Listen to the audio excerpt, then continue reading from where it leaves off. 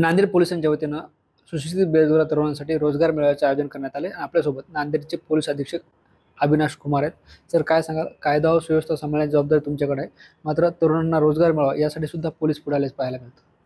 हा जे एक लार्जर पोलिसिंगचे गोल असतो की कायदा सुव्यवस्था, क्राईम प्रिव्हेन्शन, क्राईम डिटेक्शन, मला वाटतो की हा जे एक आहे त्याचेच पार्ट आहे, ज्यामध्ये की एक प्रोएक्टिव्ह पोलिसिंग आम्ही म्हणतो आणि तसेच कम्युनिटी पोलिसिंग, ज्यामध्ये की कम्युनिटीसोबत राहून कसा आपण पॉझिटिव्ह पोलिसिंग करून क्राईमवर, जे बेसिकली जुवेनाईल रिलेटेड क्राईम्स आहे, यावर कसा आपण थोडंफार कंट्रोल करू शकू यांचे एक पार्ट आहे. त्यामध्ये कम्युनिटी पोलिसिंगमध्ये पोलीस आणि पब्लिकची पार्टिसिपेशन करून जास्त पोलीस आणि यूथ एंगेजमेंट कसा वाढणार यावर आम्हाला प्रयत्न करण्याची इच्छा होती. त्यामध्येच एक हा पार्ट आहे. मिशन सहयोग म्हणून एक कम्युनिटी पोलिसिंगची आम्ही स्टार्ट केलेला आहे. इकडे एक प्रयास आहे. त्यामध्ये 8 वेगवेगळा आमचे उपक्रम आहे, ज्यामध्ये निर्भया मिशन उडान पण एक आहे. मिशन उडान अंतर्गत आम्ही पोलीस आणि यूथची एंगेजमेंट यांच्यावर खूप फोकस करतो. तुम्हाला माहीत आहे की नांदेडमध्ये आणि सर्व ठिकाणी जुवेनाईल क्राईमची एक मोठा पार्ट असतो, ज्यामध्ये फर्स्ट टाईम ऑफेंडर्स किंवा आमचे जे यूथ आहे 10वी पास केलेलं आहे पण त्यांना काहीतरी एक उपयुक्त रोजगार भेटला नाही, काही थोडाफार मिसडायरेक्टेड झाला, जे एकदम जसं आम्ही म्हणतो की बॉर्डरवर आहे, जे थोडंफार जर चांगला डायरेक्शन त्यांना भेटेल ते पॉझिटिव्ह डायरेक्शनमध्ये जाणार, आणि किंवा जर त्यांना निगेटिव्ह आयडियल्स भेटला तर ते निगेटिव्ह डायरेक्शन क्राईममध्ये जाणार.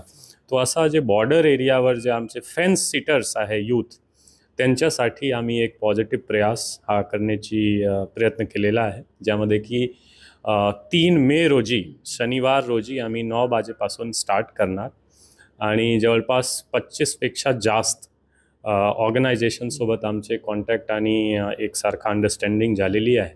ते इकडे येऊन जवळपास 2000पेक्षा जास्त वॅकन्सीवर आम्ही इंटरव्ह्यू वगैरे घेणार त्या दिवशी.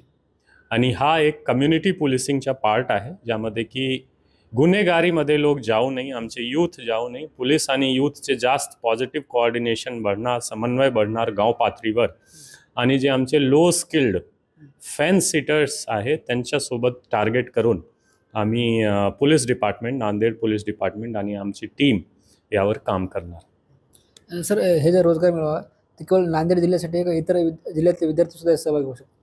हा फर्स्ट आम्ही पोलीस बॉय नांदेड जिल्हा हा फोकस करणार, पण हा सर्वसाठी आहे. कोणी, हा ओपन टू ऑल आहे. नांदेडचे बाहेरचे कोणी, महाराष्ट्राचे डिस्ट्रिक्ट किंवा बाहेरचे लोकसुद्धा इकडे येऊन पार्टिसिपेट करू शकणार, त्यामध्ये काही बंधन नाही.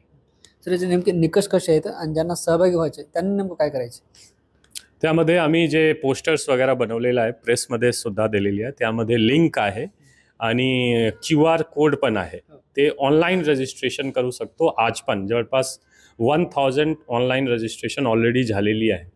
आणि त्या दिवशी जर काही अडचण असेल किंवा कोणाकडे मोबाईल नसेल किंवा जे काही, ते ऑन द स्पॉटसुद्धा त्या दिवशी येऊन आमचे हेडक्वार्टरमध्ये जिथे हा प्रोग्राम होणार तिथे येऊन ऑन द स्पॉट 8 वाजेपासून आमचे ऑफलाईन रजिस्ट्रेशनसुद्धा होणार.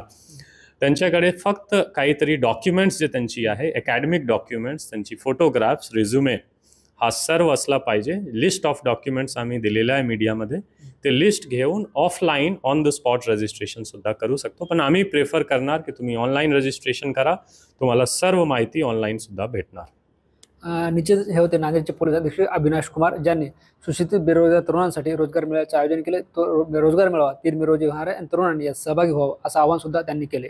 ज्ञानेश्वर लोंढे, TV9 मराठी, नांदेड.